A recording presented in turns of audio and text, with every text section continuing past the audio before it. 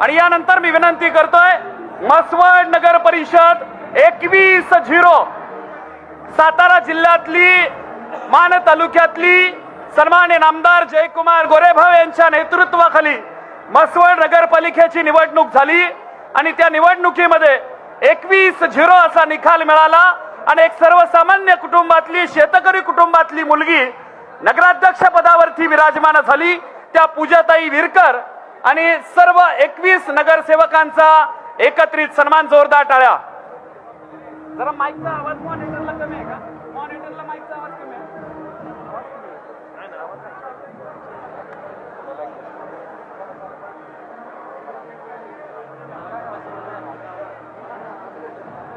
सर्व म्हसवड नगर परिषदेचे सर्व नगरसेवक आणि नगरसेविका सर्वांना माझी विनंती आहे, विचारपीठावरती या।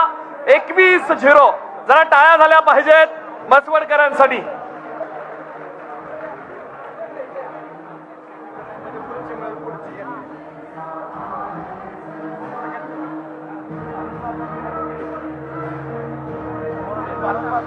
बोला भारत माता की वंदे।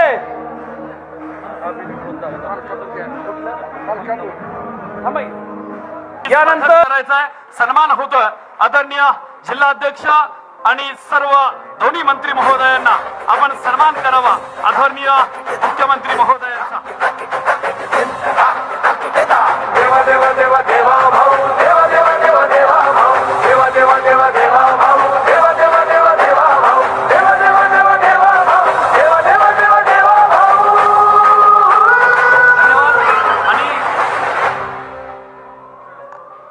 आणि व्यासपीठावरील सर्व मान्यवर मंडळींचं मी पुन्हा एकदा मनपूर्वक असं स्वागत करतो आणि व्यासपीठाला विनंती करतो की आपण सर्वांनी बसून घ्यावं। आणि यानंतर तुम्हा सर्वांशी बोलताय, आपल्या सर्वांचा पाठी राखा। कार्यकर्त्यांच्या पाठीमागे भक्कमपणे उभा राहणार आपला नेता, या राज्याचे मुख्यमंत्री सन्माननीय देवेंद्रजी फडणवीस साहेब म्हणजेच आपले देवाभाऊ बोलतायत सातारकर। एकदा जोरदार टाळ्या झाल्या पाहिजेत देवेंद्रजी फडणवीस साहेबांसाठी।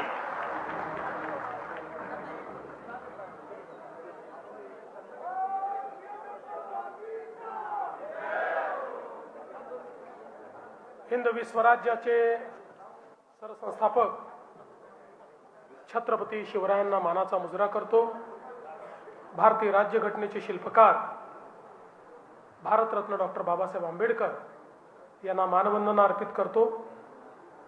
आज या ऐतिहासिक विजयाच्या निमित्ताने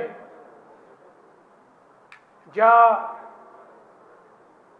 विजयाचे शिल्पकार म्हणून ज्या मंचावरच्या आपल्या नेत्यांनी आणि समोर बसलेल्या सर्व पदाधिकाऱ्यांनी कार्यकर्त्यांनी काम केलं, त्या सर्वांचं कौतुक करण्याकरता खरं म्हणजे आज मी या ठिकाणी आलो आहे। आणि विशेषतः मंचावर उपस्थित असलेले मंत्रिमंडळातील आमचे सहकारी, या सातारचे सुपुत्र शिवेंद्रसिंह राजे भोसलेजी, आमचे दुसरे सहकारी जयकुमार गोरेजी, आपले अध्यक्ष अतुल बाबा भोसले, मनोजजी घोरपडे, रणजित सिंह नाईक निंबाळकर, मदनदादा भोसले, आनंदराव पाटील, प्रियाताई शिंदे, धैर्यशील दादा कदम, विक्रम पावसकर, सत्यजित पाटणकर, सुरभिताई भोसले, या ठिकाणी साताऱ्याचे आपले नगराध्यक्ष ज्यांनी उभ्या महाराष्ट्रामध्ये एक नवीन विक्रम केला असे श्री अमोल मोहिते, म्हसवडमध्ये 21-0 आपण मॅच जिंकली ते आपल्या सौ पूजाताई विरकर, मलकापूरचे आपले नगराध्यक्ष श्री तेजस सोनावले, फलटणचे ज्या ठिकाणी अतिशय अटीतटीची मॅच चालली होती पण चांगल्या फरकाने ती मॅच आपण त्या ठिकाणी जिंकलो असे शमशेरसिंह दादा नाईक निंबाळकर,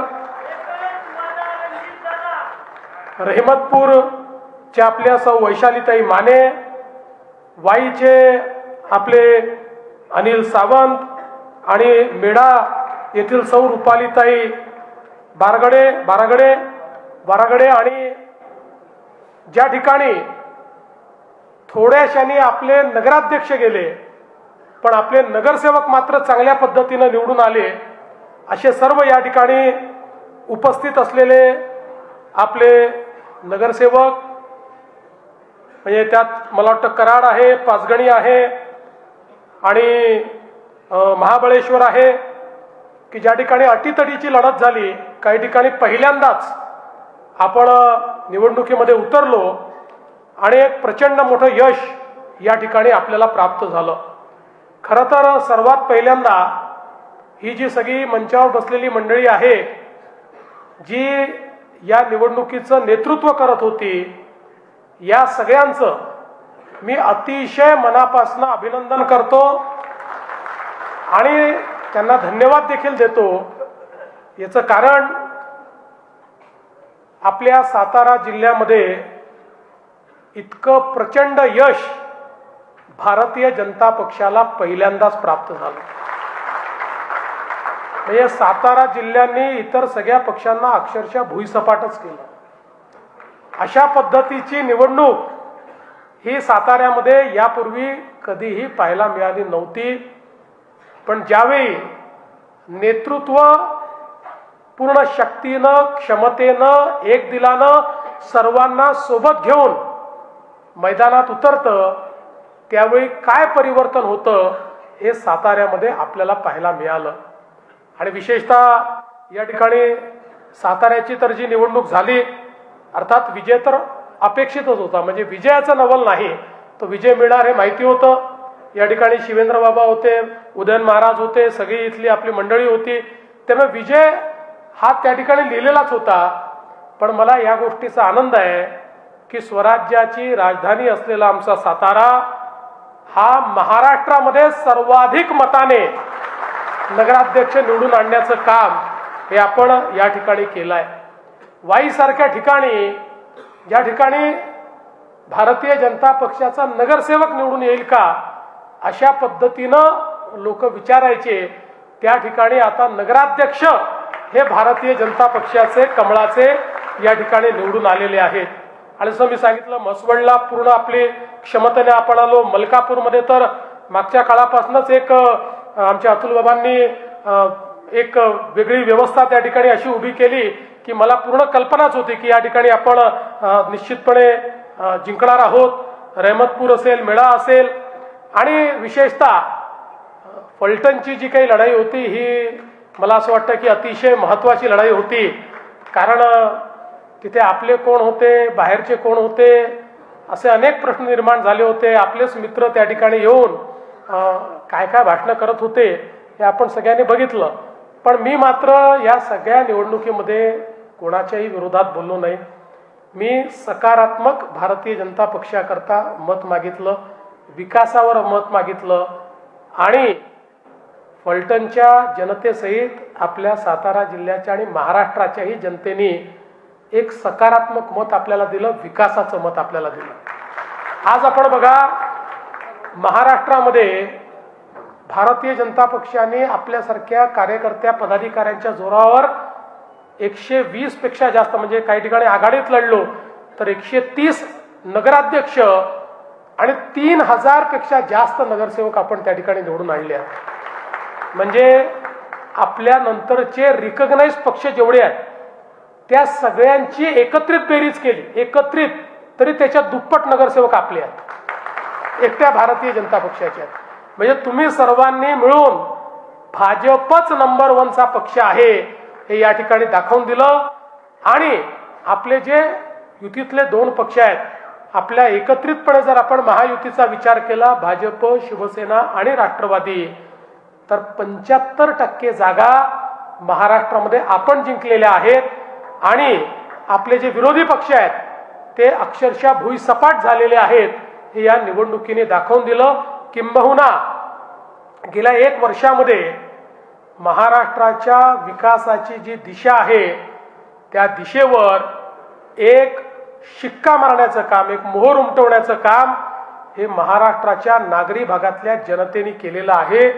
आणि म्हणूनच आज आपण हा जो काही सोहळा ठेवला, म्हणजे इतरही भागापेक्षा आम्हाला जास्त आनंद हा साताऱ्याचा आहे.